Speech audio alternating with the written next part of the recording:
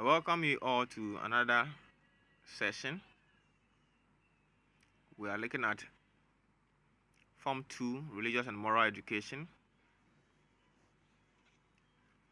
Religious and Moral Education for JHS2. Today we are discussing responsibilities and privileges, and we'll be looking at privileges and rights. Privileges and rights.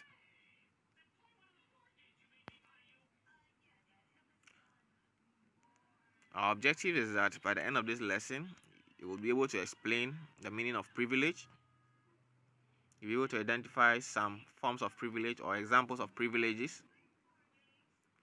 Then you explain proper means, or you describe proper means to demand for your human rights. And also, you identify the responsibilities that you have as a citizen of Ghana. In our previous lesson, we looked at responsibilities. We discussed some responsibilities at home, responsibilities in the school, and the need to perform our responsibilities. And what will happen if we neglect our responsibilities? When our parents will neglect their responsibilities, or if the child neglects his or her responsibility. Okay, let's go to today's topic for discussion: privilege. We have defined privilege here, and we say privilege is a special right or advantage. So, a synonymous word for privilege or synonym of privilege, you can say advantage or right. So when you see right, it's the same as privilege, or it is similar to privilege or advantage. Privilege is a special right or advantage enjoyed by a person due to his or her position. So there are some things that Kojo will enjoy because he is the son of Nana Achre. Ama would not enjoy those same privileges or those same advantages because she is not the daughter of Nana Achre. There are some privileges that somebody will enjoy because Kwabna will enjoy because he is a school prefect. Kwehu will not enjoy those same privileges because he is not a school prefect. There are some privileges that the president will enjoy, but because you are not the president, you can't enjoy those privileges.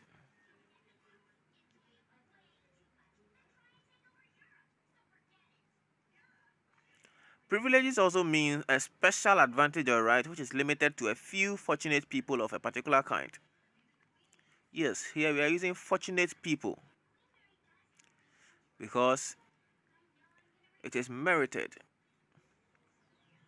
For example, children who are fortunate and have wealthy parents will have their chauffeur or driver dropping them at school in the morning and picking them up when school closes. Some children have the privilege of living in very luxurious home, have their own room, have their own laptops for learning, have their own smartphones for communication because their parents are wealthy and can afford. Some children don't have that advantage because their parents are not wealthy and can't afford. So privileges can also mean a special advantage or right which is limited to a few fortunate people of a particular kind. Then we can also define privilege as a civil right, that is, a privilege that is stated in a constitution. So when a privilege is stated in a constitution or law of a state, it becomes civil right. And almost all our human rights are civil rights because they are enshrined in our constitution. They are written or they are stated in our laws. Okay. Examples of privileges. It is a privilege to come from a wealthy family. You see, it is limited to some people. Not everybody comes from a wealthy family. So when you come from one, it's a privilege. It is a privilege for some schools to have beautiful buildings. Yes, it is. Because not every school have beautiful buildings. Some schools even have some of their classes under trees. It is a privilege to own a car. Not everybody has one, and so when you have one, it's a privilege. It's an advantage you have. It is a privilege to have good education. Not everybody has good education. Some people end up as street children. Some people also have good education. Some have education, but it's not the best. So if you have good education, it is a privilege. It is a privilege to be elected as prefect, because not everybody can have the opportunity to be a prefect. If 3 people stand to be prefects and they are voted for, and one person comes out as a winner and is elected as a prefect, that person is privileged. It is a privilege for married people to have children. Not all married people have children. Some people are not able to have children because of several factors. So when you marry and you're able to give birth, it's a privilege. It's a privilege to have parents, because not all children have parents. Some have lost their parents.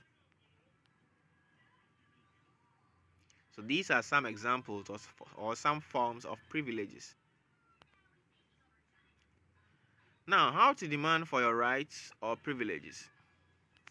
We said that when privileges are expressed in a law of a state, it becomes civil right. And globally, we have some privileges that are expected that every human being enjoys. And these are written in our laws, and we call these fundamental human rights.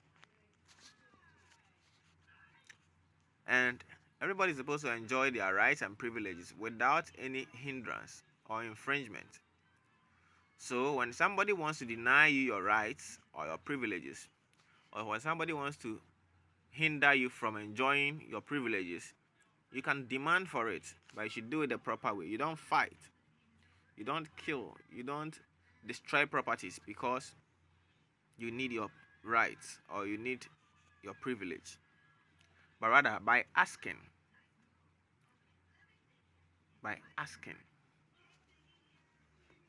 So you ask whoever is responsible for your entitlement.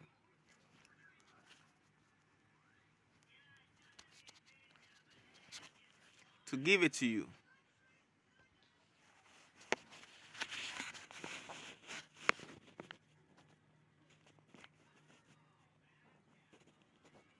Then by negotiation, this is talking with another person or a group to come to an agreement. In the sense that, for example, it is every worker's right to get an increment in salary every year. So if the year ends and the following year you don't have increment in salary, you can go and negotiate. You tell your leaders, oh, we need increment in salary, 20%. That is, you are asking. Then if your leaders say we can't give you increment, then there's a need for negotiation. No, we need our increment. It is our right. And so give us 20% increment. Then the leaders of the workers or the management can also say, okay, we can't give you 20%, let's give you 15%. That is negotiation. So they negotiate until they agree on a common ground. That is another way of demanding your rights or your privileges. Then you can demand through petition. Petition is a request, usually a written request, made to persons in authority and signed by a person or group of persons.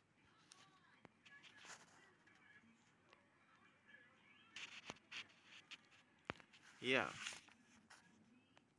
So, a petition is just an official letter that is written to people in authority to demand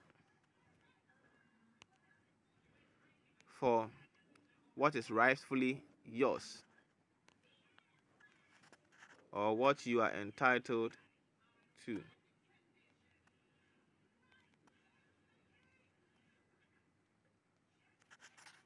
Okay, excuse me, let me do this editing and then we continue.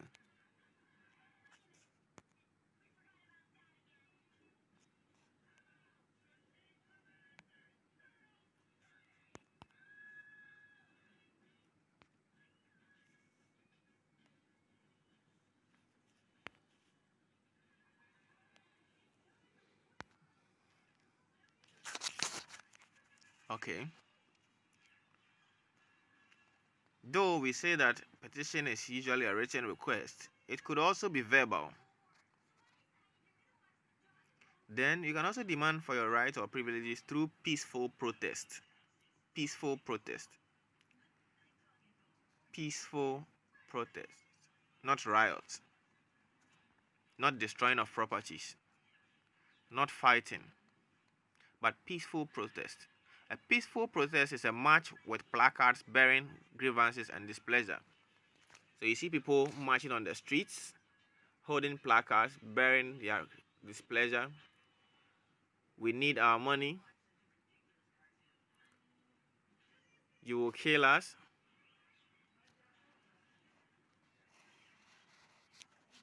Presidents, come to our aid, and so on. They write a lot of things on placards. You see those things in the news. Then they will protest to show that they need something. For example, in recent times, there has been a protest against the compilation of a new voters register in Ghana because people have the right to vote.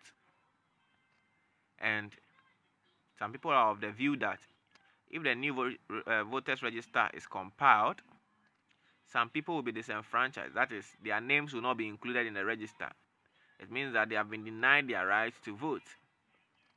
And so to demand for their rights, they decide to make a protest.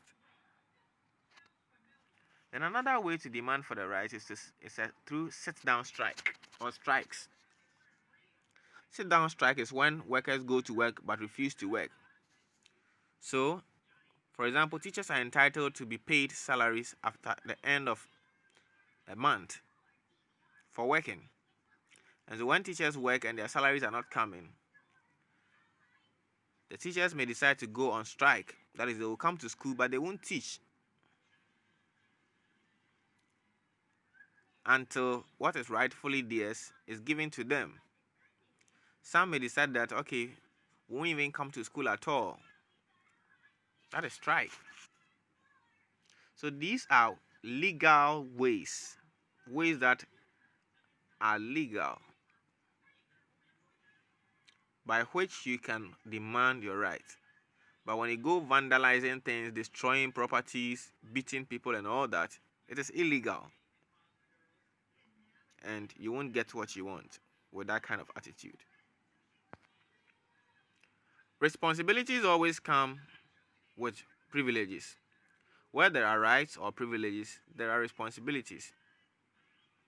If it is your right to get paid when you work, then it is your responsibility to work well so that you get paid.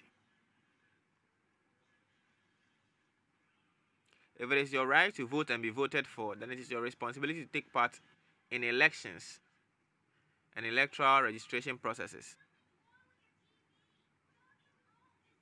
So you see, rights always come with responsibilities. And so as you expect to enjoy your right without hindrances, so it is expected of you to perform your responsibilities without hesitation. Let's look at some few responsibilities expected of the Ghanaian citizen.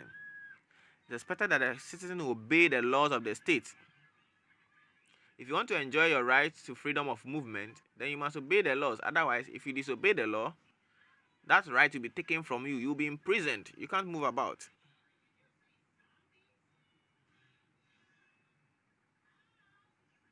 If you want to enjoy your right to social protection,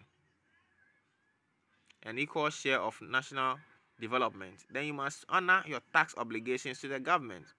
So another responsibility of the Ghanaian is to honor their tax obligations to the state. That is, pay your tax. Some people don't like paying tax. Then take part in national activities. It's another responsibility of a Ghanaian. It's the responsibility of the Ghanaian to help the police flush out criminals. It's another responsibility of the Ghanaian to be loyal and patriotic. So to every right, there is a responsibility. And so if you want to enjoy your rights and enjoy it well, then perform your responsibilities and perform them well. On this note, we'll end our lesson for today. You answer the following questions as a test of your knowledge on today's lesson. What are privileges? That is question 1. State 2 examples of privileges. That is question 2. And then question 3, state 2 duties of a Ghanaian citizen. You answer these questions, read the slides very well, watch the video very well, and answer the questions correctly. But until then, my little advice for you is that stay safe, stay at home, use your nose mask when you are going out, continue using your hand sanitizers and washing your hands regularly, and observe social distancing. COVID-19 is real. Stay home and keep learning. Good luck. Bye-bye.